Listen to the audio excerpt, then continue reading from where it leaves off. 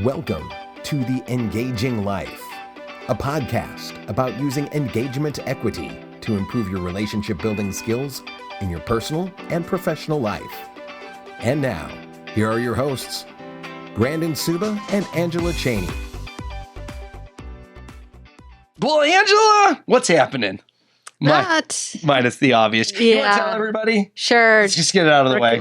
Oh, now that sounds really dramatic. It's not really that dramatic. I'm getting over COVID, which I will talk about in the next episode more in depth. Not about me specifically, but Right. well, a little bit about me. But so I've got I got the kind of mannish voice, Mannish voice. and you may hear some throat clearing and hacking. But I've been negative now for a week and a half. So Well, that's good. That's good. And like I keep telling you, it stinks that you had all the side effects because I know some people get it and they have no side effects and stuff. oh, I know some people get it and they just sail right through, and that did not happen Ah, shoot. here. But hey, we're back for you, ladies and gentlemen, That's right. here on the Engaging Life podcast. If you want to see us, go to the YouTube. Oh, you know what? I was going to try to promote this too. I'm now happy with my haircut. nice. But I'm talking like within the last few days, I've been happy with it. So for those long-term listeners, you know this has been an ongoing It has. battle. Oh, And speaking of hair, yes. today is the first day I have actually fixed my hair since I got sick. Oh, see? So if Did you it want to just see for what you that guys. looks like, yeah, get on the YouTube Actually channel. got out the curling iron today. I had not had the energy to do it up until now. Wow. But you know what? I'm excited for your show next week because I think you're going to give value to people that are going to deal with this sooner or later. Which most of us probably are. Yep. Yeah. Yep. I don't want to jinx myself, but I'm clear so far. So See what we can do about that. yeah, as I sit right next to you. Okay, so what are we going to do on the show today? I'm going back to a little bit of the basics, and the show, I don't want to say who it's specifically tailored for, right? Scarcity mindset. Right. But this is really going to be tailored for if you are starting to go to networking groups, networking events, and you just don't know what's going to fit best for you. Or you're starting a business, and I think this is very common. You came from a very corporate world, Sure. right? And you want to work for yourself. You don't want a boss anymore. So now you started a business. I always feel the excitement coming into starting the business is easy. And you know, you're excited and you tell everybody about it. But then you hit that spot where you're like, crap, I need more sales. Right. And so then it's time to get out and network. And of course, you get invited to all these things, right? You got different groups that you can go to. Scroll Facebook if you join any organizations, and they have events and all of that.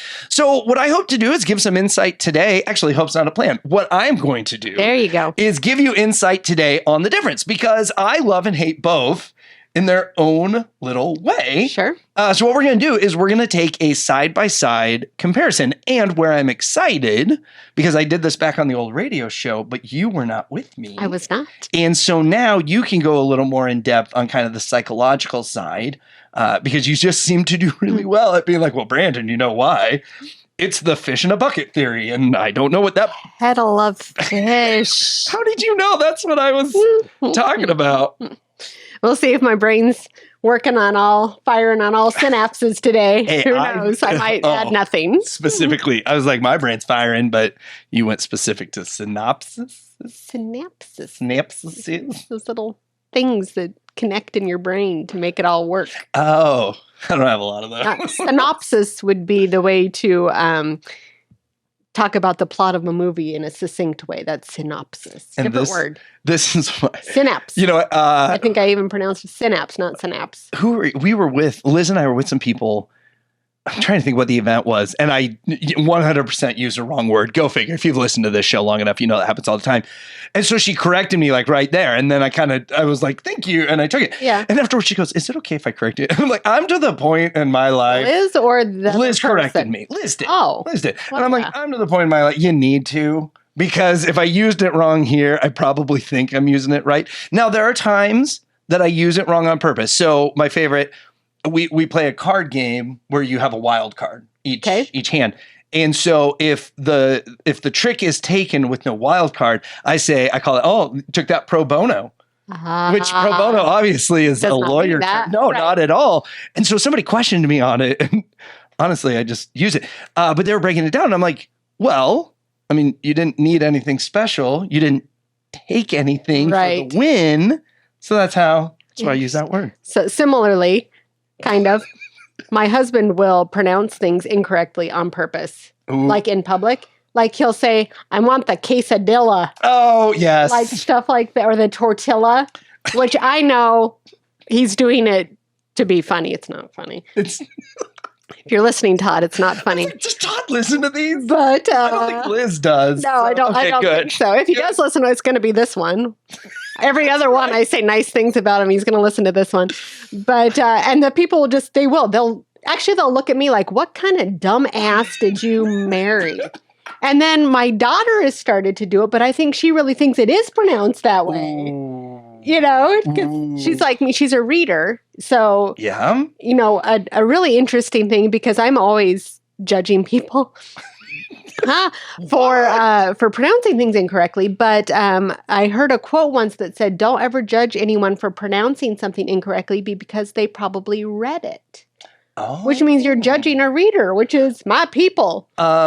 Rather than hearing it on TV or YouTube. Okay, the names in Harry Potter. A lot of people I've heard, they're like, once the movie came out, it corrected how Hermione seems Hermione. to be. And that is it spelled. I've never read the books. No, Hermione. Hermione, right? It's probably what it would look like. See? Yeah. That's cool. Unfortunately, I cannot fall back on that for my mishaps. But it really made me change the way I think.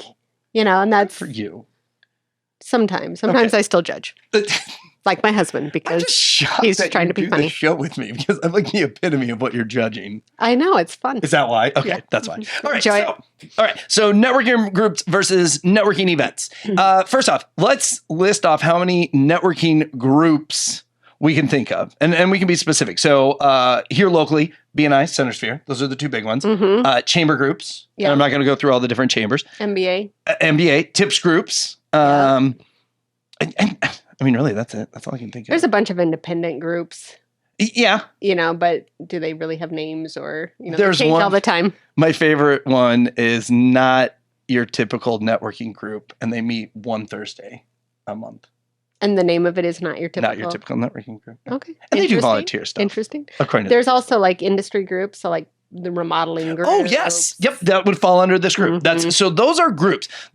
And in your local area, you can Google groups. You can actually talk to any salesperson in insurance, financial planning, real estate, and mortgages, and they'll tell you. Chiropractors. Oh, yeah, and chiropractors. Yeah, and they always find them. They'll tell you the groups. Now, both Angela and I are examples of success in these groups. Yes. I want to be very clear. Yes. I'm going to say what I feel is good and bad about these, as I hope you do too. But do realize there is value in both of these groups if you listen to this podcast enough and take our advice. That's right. That's the only way you're going to succeed. Only way. Yeah. You're lucky we're here. Okay, so the networking events. Now, a lot of the groups we just listed will have events. And I think that's where I've seen people get confused about these things. And I'll just get this right out of the way. I am not a big fan of networking events that turn into a hard sale to be in a group. I feel that line should be drawn in the sand. So they're like recruitment. Yes. Well, it's in the proper terminology of this podcast, it is taking a deposit because you think it's taking a withdrawal because you think you've made all these deposits with this one meeting. Right. And probably not. Probably not. Now, if it's a visitor day or something, and at the end they say, by the way, this is our group, we want you to be part of it. I think that's a little different. If it's a free giant networking event and they try to sell you at the end, I'm not a fan. Nope. Not a fan. Okay. So the first part. A networking group is consistent. I think the minimal would be once a month. Yeah. If you're meeting once a quarter, good luck. Probably not, right? Unless it's industry specific, like the affiliates for the real estate board. Right. That can probably, even they meet once a month. No, you got to have that once a month. So you're going to find a lot more consistent meeting in networking group. Most of them, honestly, are weekly. It's a big Yeah. commitment, but if you can afford the time, it's worth it. It's worth Definitely. it. I like weekly. I think there's value to that. Mhm. I think there's value. Networking events, they're going to be random. They're going to be random. And they're going to be at night, in the morning, in the afternoon. They're really going to try to fit different areas. You mentioned the MBA. MBA consistently has a morning networking event and an evening networking event every month.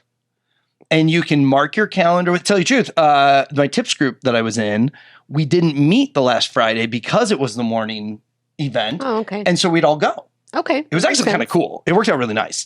So your networking events are going to be more random. Usually, the one I just mentioned had consistency, but a lot of times they're one-offs, right? Like the Chambers doing, this seems to be popular, all Chambers events where all the Chambers come together. Yep. And they just have a big mixer. Which, have you attended any of those? Not for a long time. Not for a long time. Have in the past. Okay. I like them. Oh, yeah, definitely. There's a lot of crossover because there are many people who are in all of them. But usually people tend to gravitate towards one chamber or another. Yes. So even if they are in several, they usually go to all the events for one, or they have different people I like that in the too. organization. Well, and that's what we do. Dan mostly does Westo Chamber. Travis mostly does Sarpy.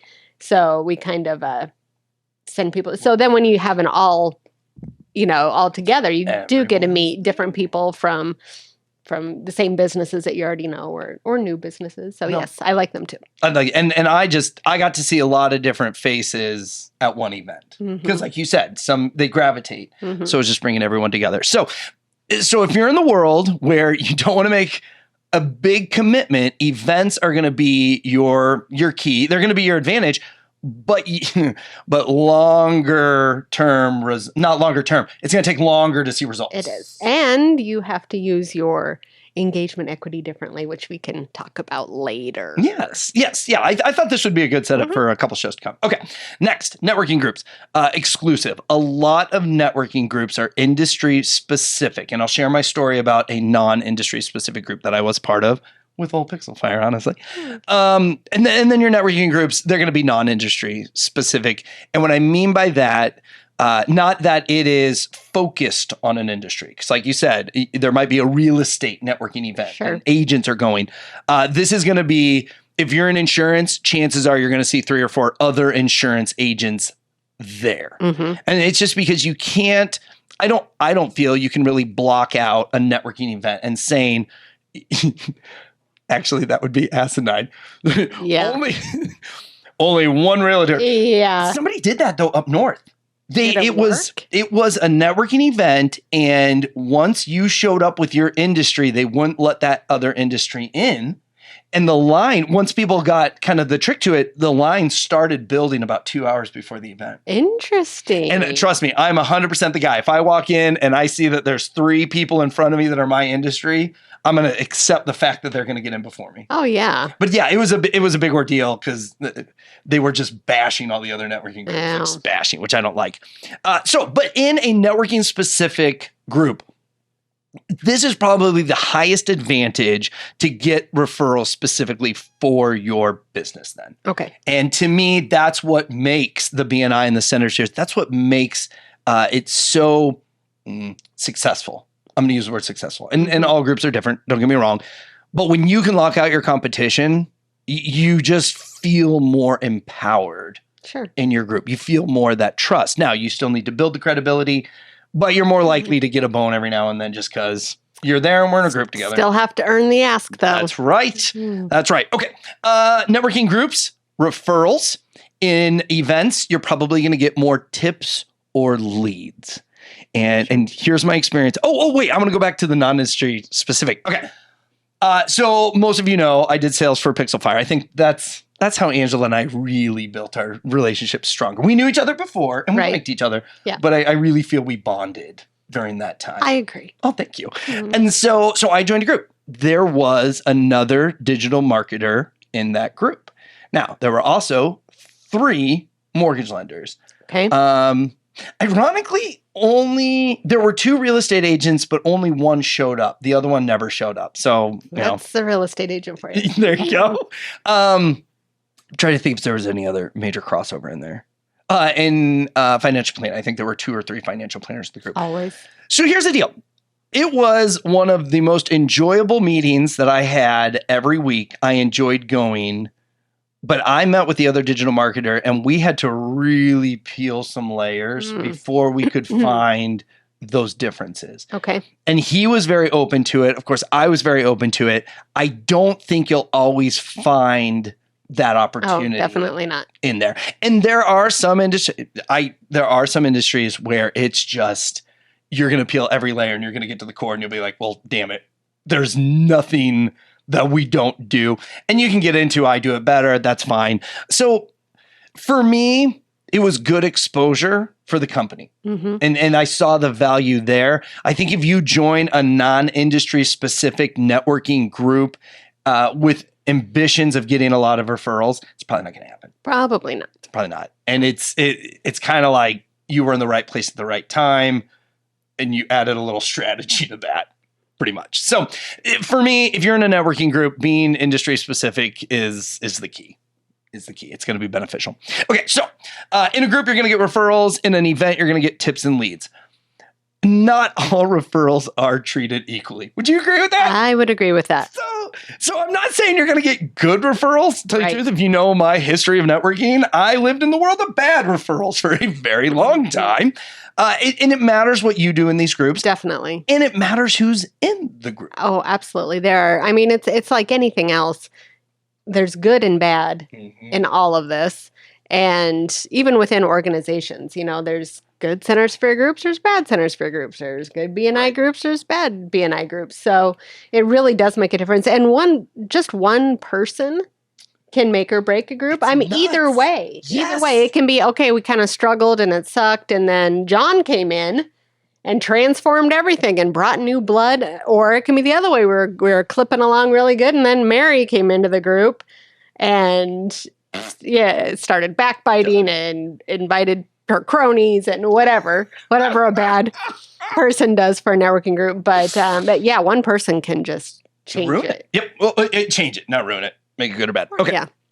So what I don't like about networking events is I hear this, oh, I'll send you that contact, or, oh, I should connect you with so-and-so. Because to me, in a networking event setting, you're pretty excited. You're networking. It's generally open networking unless there's a speaker. So you get that word vomit. You say things that in a one-to-one setting. Especially if you're drinking. Oh, yes, that doesn't help the situation. But you want to make that quick connection because that's all the time you have. And I heard it too much. Oh, gosh, I should connect you with so-and-so. And then nothing. So I would like to put in here that this is an area that we talk about in the book and that we've talked about before. And it's the different ways to build value and earn that ask. When you're in the networking groups, you've got time. It can be a slow burn. You can earn it over a period of time. You can't at an event because, and what you just said, that's how people screw up, is they're trying to make that quick impact. And so they promise things they can't deliver or, they do it wrong. And so the way to give value and earn the ask at a networking group is to talk to someone enough and give them some quick hits of value and real authentic. It can even be, I like your shirt, or I've heard nice things about whatever.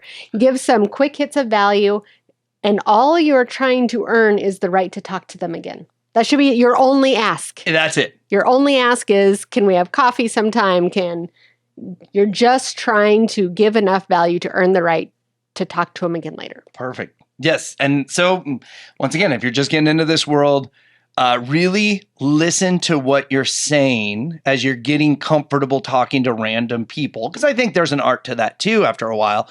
But listen to what you're saying and see if, and using our whole theme here, if you're really making, if you're making a false deposit that is going to leave your withdrawal a negative account. And to me, that's what I feel that is. When you tell me that you're going to introduce me to so-and-so, just because, they're your ideal client and then nothing comes of it, your credibility has gone down. And honestly, if somebody talks to me for 2 minutes and then says they're going to introduce me to their best client, I'm like, why would you? You don't know me yet. I've not earned the right. So it either seems down. Yeah, it seems they're not going to follow up. Yes. They're just talking out their wrong side of their mouth. We'll say that. Or B, they just willy-nilly give stuff to anyone. And, then I'm like, I don't even know if you trust me already. That doesn't come off as authentic. It does not. No. So once again, if you really want to have time to dial in and focus in on referrals, a group is a great opportunity. Networking events, it's going to be a lead here and there. It's going to be a conversation that could lead to something, but don't go in with the mindset of getting or passing referrals within a networking event. Okay. It's and you talk about this a lot. It's the meeting after that when it's a one-to-one. We have a little more time. I've been able to Google you. Like, you've done a little research. Right. Now I think we could work together. Right. I think there's huge advantages. Investment. Ooh, this is my favorite. If you've never been to a networking group and you go to a visitor day, they're going to ask you to join. I'm just going to tell you that right now. And they're going to give you the dollar amount, and it's going to be all over the board. All over the board. To me, it is a bigger investment of money and time for a networking group, but you are much more likely to get the results that you want. Correct, if you do it. If you do it right, the efforts you put in. Yeah. The efforts that you put in. At a networking event, unless there is a speaker, and I hate this to be so shallow, or really good food, it should be free. There, I said it. Right. You can have a cash bar. Yeah, absolutely. Yep. Cash bar is fine. Yep. But yeah, if you're unless it's a sit down dinner, that's what I'm saying, right? If it's fancy or a benefit or something like that, that's an event that, yes, you're paying money to be there. But if it is, where all the local entrepreneurs are hanging out, in that networking event, I feel it should be free. And you don't need food or drinks at an event. Or you could have a food truck. Make it optional. That's been cool lately. Yes. Yeah. So it's there if people are hungry, depending on the time. Right. It's there, but I agree. So here's a financial tip. I don't think I can. Oh yeah, I can leave. No, not giving any financial tips. Here's a recommendation for financial flow. You ready for this? Go to networking events. Free. Meet some people that you trust, and ask them if they're involved in groups, and then go visit the group with them. Okay, I like that. As an entrepreneur, as starting a business, money is usually tight. This gives you the opportunity to get the exposure and the practice of networking. Find people that you trust and go with them to their events. Because I went blindly from a letter that was sent to my boss, to my very first BNI group, and I love them to death. But as I learned of other groups, there were just better contact spheres in different groups that I wish I could have taken advantage of. And to me, if you're going to the events and you're finding people that you're clicking and maybe even doing business with or opportunity, that's where you want to get led into a group. Right. Then, go ahead. And also visit several. Yes, I know. Did you do one and done? Did you do one and joined? Or did you visit a couple? I've done both. Yeah. The time I've been in and out of groups for years, and I've done it both. And I mean, you can get lucky and stumble upon a really good group, but you're not going to know that either way. So it's kind of like when you marry your high school sweetheart. It can be successful or not, but you're never going to know on either side. Either, wow, there were so many people that would have been better for me, or on the flip side, you don't realize how good you have it. Yep. Because you didn't see all the bad ones. So it's kind of the same thing with a networking group. If you did stumble into a good one, you might not never know it. Yeah. I just said might not never. Might not never. Double negative. COVID brain. I love double negative. But then the other side too, there could have been so much better ones out there. And you might not be able to see that just by visiting once, and most of these groups don't let you keep coming and coming as a visitor. They want you to join. Makes sense. But you can at least see who's in there. You can see what their energy's like. You can see if you like the location. You can see if you like the time. Like I hate lunch groups. We've talked about this before. But I really enjoy afternoon drink groups because I'm a lot more likely to go there because I want to drink. It's been a day. To be honest with you. But yeah. So I think that's the best advice. Visit more than one. And even when I was a director for an organization, I would tell visitors that go visit another one because I did a one and done. And once again, still friends with all the people in that group. As far as you know. But, well, yeah. I've heard other people talk. Probably have. But I to this day, I wish I would have at least went and visited. I still may have ended up there, but I wish I would have visited a couple others. Okay, times of the groups. Lunch is one. Generally, a networking group is going to be during business hours. And there's a classic saying, this group should be part of your business, not in addition to. Okay. So that means and not that anyone's really a 9 to 5 position if you're networking anymore. I feel you're kind of all the time. Entrepreneurs are all the time. If you're on your business sales, I mean, you don't want to give a hard, nope, never going to talk to people after 5 on the way. Like you're a little more open. But generally, the networking groups are going to be in the morning, which to me, that's before the business rush. Although I am in a group that starts at 9.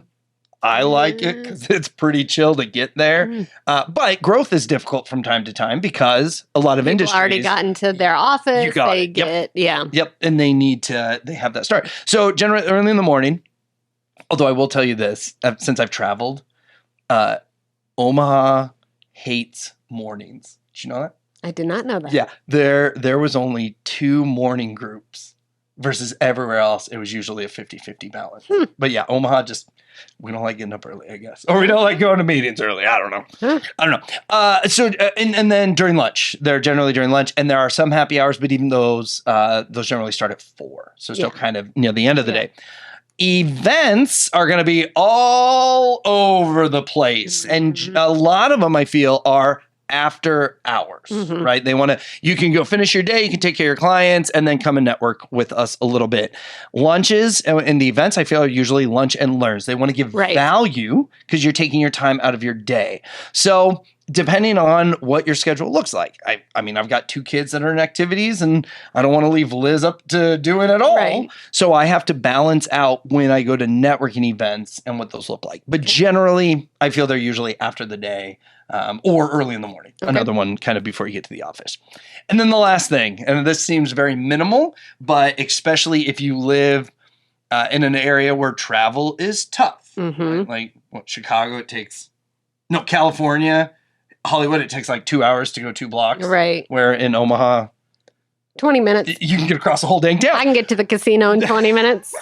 just right across the other state. Anyways, so for events, those are going to be all over because they maybe want to focus on one company and let's get a bunch of people to their, like I did a lot of events at the showroom when I was selling countertops because they can see what I do without me telling them. Right. So they like to spotlight different groups, different industries, all that kind of stuff. Your networking groups are going to be at the same location. Generally. Yeah. And if you're moving around, I'll just give you this tip. If you're moving your group around a lot, it's hard for growth. Yes. Because you're always trying to tell people where it's going to be. Your members get confused. It never ceases to amaze me. And this falls too, even when you're trying to switch locations. It's tough. Well, and I've done this. Maybe you've done this too. And if you have, you can admit it or not.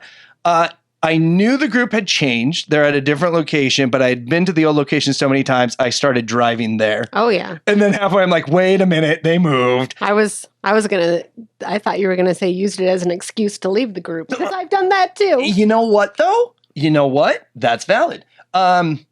This is why I never liked having meeting places that was a member's place. Because if they leave, then you lose the room. It's funny, too, how open businesses will be about giving that room up, and then the minute they want it and they can't get it, then it's not go meet somewhere else. It's you can't meet here anymore. Right. Like they just shut it down. Yeah. So if you are in a networking group, generally they're going to meet in the same location. There's many factors that play into moving locations and everything, but it's always a heartache. But once again, a networking group, it's going to be more consistent for you versus events. They're going to be kind of all over. So kind of looking back on all these things, to me, a networking group is a larger investment of money and time with better results. And then a networking event is more your time than than money. But if you don't play the game right, it's a waste of your time. Would you agree? I would agree. Awesome. Definitely. Awesome. You just probably want to go take a nap. Getting close. Getting really close. All right. So, hey, please share this podcast. Let your friends, entrepreneurs, and other business owners know what we're doing here because it's about the engaging life. We want to take your business and your life, bring it into a nice, wonderful balance. And of course, with Angela's insight on just the psychological side and my many, many years of fun sales and observations, we want to bring you the content that's going to get you further in your career. So we look forward to talking to you on the next podcast.